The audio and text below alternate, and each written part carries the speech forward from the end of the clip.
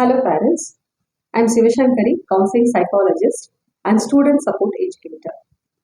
Arjuna readiness லேர்னிங்ல இருந்து இன்னைக்கு நம்ம பார்க்க போறது ரொம்ப ரொம்ப முக்கியமான ஒரு விஷயம். நம்ம கிட்ட வரக்கூடிய பேரண்ட்ஸ் சொல்லக்கூடிய தகவல்களை பேஸ் பண்ணி சில டிப்ஸ் அண்ட் கைடன்சஸ் தான் இந்த வீடியோல பார்க்க போறோம்.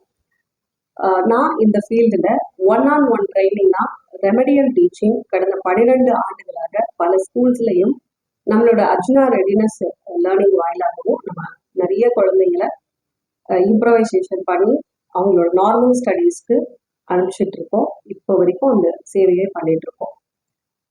ஸோ அதன் அடிப்படையில் இன்னைக்கு நான் உங்களுக்கு சொல்ல போற ஒரு தகவல் வந்து, என்னோட குழந்தை எல்லா விஷயத்தையும் படிக்கிறாங்க, ஆனால் இம்மீடியட்டா பார்த்தீங்க அப்படின்னா மறந்துடுறாங்க. நைட்டு ஃபுல்லாக நான் சொல்லி கொடுக்குறேன், ஆனால் போய் மறுநாள் அவங்க வந்து எந்த டெஸ்ட்டுமே எழுதுறது இல்லை அப்படின்னு சொல்றதாகட்டும்.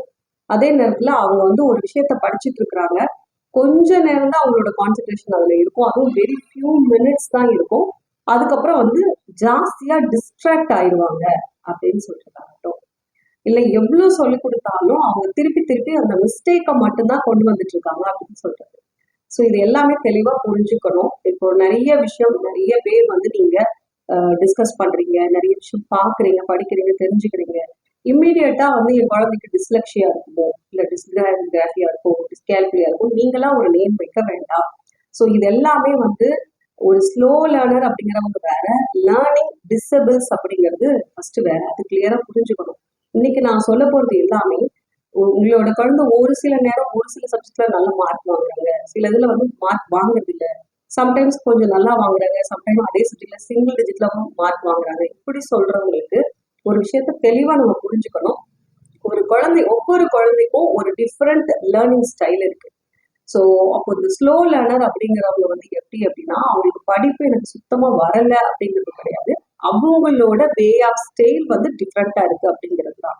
ஸோ அப்போ அவங்களோட ஸ்டைல்ல நமக்கு நம்ம அடாப்ட் பண்ணி கொடுத்தோம் அப்படின்னம்னா, அந்த டீச்சிங் வந்து அவங்களோட லேர்னிங் ஸ்டைலுக்கு ஏற்ற மாதிரி அடாப்ட் ஆச்சு அப்படின்னாலே அவங்க நிறைய விஷயத்த புரிஞ்சுப்பாங்க. சில குழந்தைங்களுக்கு நம்ம வந்து ஜஸ்ட் வார்த்தைகளால சொன்னாலே புரியும், சில குழந்தைங்களுக்கு அதை வந்து படம் போட்டு எக்ஸ்பிளைன் பண்ணோம் அப்படின்னா புரியும், இன்னும் சில பேருக்கு அதை ப்ராக்டிக்கலா ஃபீல் பண்ண வச்சா புரியும். ஸோ இந்த மாதிரி ஒவ்வொரு ஏரியா, இது எல்லாமே இதே மாதிரிதான் எல்லாத்தையும் படிப்பாங்களா அப்படின்னு கேட்கும், கிடையாது. ஒவ்வொரு கான்செப்டையும் ஒவ்வொரு குழந்தை ஒவ்வொரு மாதிரி புரிஞ்சுக்கணும் அப்படின்னு நினைப்பாங்க. ஆனா பேஸா நம்ம வந்து காது செவி வழியா கேட்டு படிக்கிறது ஒரு ஸ்டைல் அப்படின்னு இருக்கு, பார்த்து படிக்கிறதுன்னு இருக்கு, அதை வந்து பார்த்து எக்ஸ்பீரியன்ஸ் பண்ணி படிக்கிறது அப்படின்னு ஒன்று இருக்கு, ப்ராக்டிக்கலா அதை தெரிஞ்சுக்கிட்டு அதை நம்ம வந்து பேப்பருக்கு அந்த விஷயத்தை எடுத்துட்டு வரணும்ன்றது இருக்கு. ஸோ இப்படி லேர்னிங் ஸ்டைல் குழந்தைக்கு குழந்தை, சப்ஜெக்டுக்கு சப்ஜெக்ட், கான்செப்டுக்கு கான்செப்டே கூட மாறும். ஸோ அதனால நம்ம எல்லாத்தையும் ஒரே மாதிரி நம்ம சொல்லி கொடுத்துட்டு போகும்போது அங்க ஒர்க் அவுட் ஆகுது. ஸோ அதனால ஒரு குழந்தை கற்றல்ல பின்தங்கி இருக்கிறாங்க அப்படின்னு சொல்லி மொத்தமா ஒதுக்கிடாம அவங்களோட வே ஆஃப் லேர்னிங் என்னன்றதை தெரிஞ்சுட்டு அதுக்கு ஏற்ற மாதிரி நம்மளோட டீச்சிங் ஸ்டைலையும் நம்ம மாற்றி கொடுக்கும்போது அந்த கேப்பை வந்து நம்மளால ஈஸியாக ஃபில் பண்ணி கொண்டு போக முடியும். அதுதான் ரெமடியல் டீச்சிங்கோட முக்கியமான பர்பஸே.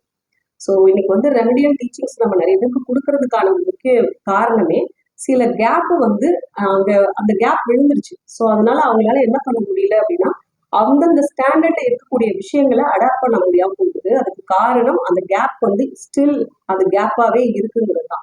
அதை நம்ம எப்படி ப்ராப்பரா அதை நம்ம ஃபீல் பண்ணிட்டோம் அப்படின்னாலே அவங்க அடுத்த லெவலுக்கு ப்ரமோட் ஆகி போயிட்டே இருப்பாங்க. ஸோ அதனால பேரண்ட்ஸ் தயவுசெய்து ஒரு விஷயத்த புரிஞ்சுக்கோங்க. உங்களோட குழந்தைக்கு படிப்பு வரவில்லை, இல்ல வந்து நம்ம எத்தனை தடவை சொல்லி கொடுத்தாலும் அவங்களுக்கு புரிய மாட்டேங்குது அப்படிங்கிறது இல்லை, அவங்களுக்கு புரியும் வகையில நம்ம சொல்லல இன்னுங்கிறதும் இருக்கு. அதே நேரத்துல சில குழந்தைங்க சில விஷயத்த கத்துக்கிறதுக்கு கொஞ்சம் டைம் எடுத்துப்பாங்க. ஸோ அந்த டைமை நம்ம பொறுமையா அவங்களுக்கு கொடுத்துட்டோம் அப்படின்னா, ரொம்ப லோ லெவல்ல இருக்க ஒரு ஸ்டூடெண்ட் கூட ப்ராப்பரோட கைடன்ஸ் கொடுக்கும் பொழுது அவங்க ஸ்கூல் டாப்பரா வர்றதுக்கு கூட சான்சஸ் இருக்கு. இதைதான், இந்த ஒரு விஷயத்த நம்ம தெளிவா புரிஞ்சுக்கிட்டோம் அப்படின்னாலே இவங்களை டீல் பண்றது ஈஸி. ஃபர்ஸ்ட் திங், அவங்கள முதல்ல அண்டர்ஸ்டாண்ட் பண்ணிட்டு அவங்களோட வே ஆஃப் ஸ்டைல் என்னன்றதை தெரிஞ்சுக்கிட்டு அதுக்கான டீச்சிங் மெத்தடாலஜியை நம்ம அவங்களுக்கு அடாப்ட் பண்ணி கொடுத்துட்டோம் அப்படின்னாலே அவங்க ஈஸியா இம்ப்ரூவ் ஆகிறத நம்ம கண் கூட பார்க்க முடியும். இதைத்தான் அர்ஜுனா ரெடினஸ் லேர்னிங்ல ஒவ்வொரு மந்த்தும் ஒவ்வொரு குழந்தையும் நம்ம ட்ரெயின் பண்ணும்போது அவங்க பேரண்ட்டுக்கு இப்படி ஒரு ரிசல்ட்ஸை தான் நம்ம எடுத்து கொடுத்துட்டு இருக்கோம். ஸோ உங்களுக்கு இது போன்ற தகவல்கள்ல நான் எந்தெந்த கைடன்ஸ் கொடுத்தா உதவியா இருக்கும் அப்படிங்கிறத மறக்காம கமெண்ட்ல சொல்லுங்க. அதே நேரத்துல உங்களுக்கு இது தொடர்புடைய சர்வீசஸ் ஏதாவது தேவைப்படுது, இல்லை உங்களோட குழந்தைங்களுக்கு ஏதாவது கிளாஸஸ் வேணும் அப்படின்னாலும் சரி, நம்மகிட்ட ஆன்லைன் ஆஃப்லைன் 2 கிளாஸஸ்மே அவைலபிள். ஸோ அது ரிலேட்டடான தகவலுக்கு ஸ்க்ரீனில் தெரிகிற என்ன நீங்கள் தொடர்பு கொண்டு பேசி தகவல்களை பெறலாம். அடுத்த ஒரு வீடியோவில் வேறு சில தகவல்களோட நம்ம மீண்டும் சந்திப்போம். Happy parent.